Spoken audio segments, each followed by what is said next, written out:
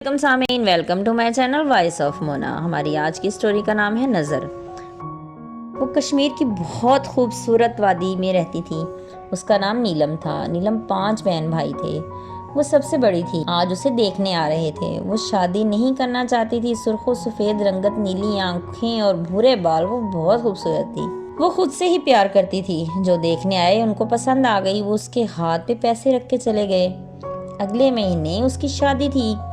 پھر شادی ہو گئی۔ وہ روتی دھوتی سسرال آ گئی۔ شوہر بھی اسے پسند نہیں آیا تھا۔ وہ اس کی طرف دیکھتی بھی نہیں تھی۔ وہ بیچارہ بھی پریشان ہو گیا۔ اس کا نام لطیف۔ وہ بیچارہ پتہ نہیں کس جرم کی سزا پانے جا رہا تھا۔ نیلم ضدی تھی۔ وہ لطیف کو خاطر میں نہیں لاتی تھی۔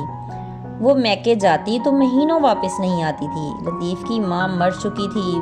بھائی بھابھی اپنے گھر والے تھے، کوئی اسے پوچھتا بھی نہیں تھا۔ ٹینشن سے بیمار رہتا۔ نیلم کو ذرا فکر نہیں ہوتی تھی۔ ماں کی لاڈلی تھی، وہ بھی کب کچھ نہیں کہتی تھی۔ اب وہ واپس آئی تو لطیف کے چچا کا لڑکا باہر سے آیا ہوا تھا۔ اس کی آنکھیں بھی نیلی تھیں اور وہ بھی سلمیٰ کی طرح بہت خوبصورت تھا۔ سلمیٰ نے اسے دیکھا تو اپنا دل ہار بیٹھی۔ وہ بھی سلمیٰ کو دیکھ کر حیران تھا۔ اس نے لطیف سے کہہ ہی دیا کہ یار اتنی خوبصورت لڑکی تجھے دے کس نے دی؟ وہ شرمندہ سا ہو گیا۔ پھر اس نے اسے ماجد کو بتا ہی دیا کہ وہ میرے ساتھ خوش نہیں ہے، وہ صرف دوسروں کو دکھانے کے لیے میرے ساتھ رہ رہی ہے، وہ میری عزت بھی نہیں کرتی۔ مہینوں میکے رہتی ہے۔ ماجد کو سن کر دکھ ہوا۔ وہ اس کا بھائی تھا۔ اس نے کہا تمہیں پہلے ہی دیکھ سوچ کے کرنا چاہیے تھا۔ شادی کھیل تھوڑی ہے، ایسے کیسے زندگی گزرے گی؟ پتہ نہیں، گزر ہی جائے گی، اب کیا ہو سکتا ہے؟ نیلم اندر آئی تو وہ خاموش ہو گئے۔ نیلم سمجھ چکی تھی کہ بات اسی کے متعلق تھی۔ پھر ماجد چلا گیا۔ ماجد اب ادھر ہی کاروبار کرنے والا تھا۔ وہ کھانا لطیف کے ساتھ ہی کھاتا۔ لطیف اس کے ساتھ رہتا، اس کے کام میں اس کی مدد کر رہا تھا۔ وہ بجلی کے سامان کی شاپ بنا رہا تھا تو اس نے الیکٹرانکس کا سامان بھی رکھ لیا تھا۔ بھاگ دوڑ میں ماجد کی طبیعت خراب ہو گئی۔ ماجد پیسے والا تھا، سب اس کے پیچھے تھے۔ ماجد کی ماں مر چکی تھی۔ بھابیاں پوچھتی نہیں تھیں کیونکہ وہ ان کو بلاتا ہی نہیں تھا۔ وہ بھی اسے کوئی اہمیت نہیں دیتی تھیں۔ لطیف اس کا بچپن کا دوست تھا، اس لیے وہ اس کی طرف آ جاتا۔ سب حیران تھے کہ نیلم اب میکے نہیں جا رہی۔ اب وہ گھر سنبھال رہی تھی اور کھانا بھی خود بناتی تھی۔ وہ نہ گئی تو اس کی ماں آ گئی۔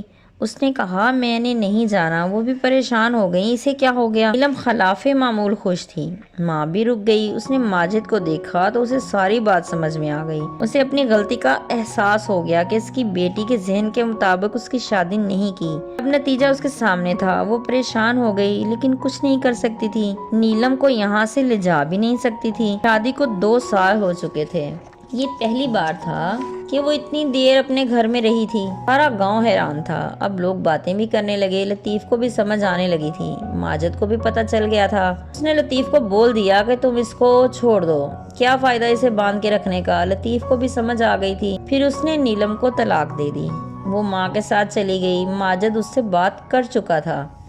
اس نے اسے کہا تھا کہ عدت کے بعد میں تم سے نکاح کر لوں گا۔ وہ خاموشی سے چلی گئی۔ پھر 6 ماہ گزر گئے۔ ماجد بھی اب کاروبار سیٹ کر چکا تھا۔ نیلم خود ماں کے ساتھ اسے ملنے آتی تھی، پھر اسے سارا سامان لے کر دیتا۔ اگلے ہفتے وہ اس کو لینے کے لیے جانے والا تھا۔ پھر وہ اسے لے آیا ہمیشہ کے لیے۔ وہ بہت خوش تھی۔ اس کا گھر بہت خوبصورت تھا، پیسے کی ریل پیل تھی۔ نیلم کو ایسی ہی زندگی چاہیے تھی اور ایسا ہی ہم سفر۔ وہ دولت کی پجاری تھی اور خوبصورتی اس کی کمزوری۔ اسے دونوں چیزیں مل گئی تھیں۔ لطیف بھی خوش تھا۔ اسے لگا وہ بہت بڑے بوجھ سے آزاد ہو گیا ہے۔ اس کی جان چھوٹ گئی تھی۔ وہ ویسے بھی اس کے ساتھ خوش نہیں تھا۔ جیتے رہیے، خوش رہیے۔ ملتے ہیں اگلی کہانی کے ساتھ۔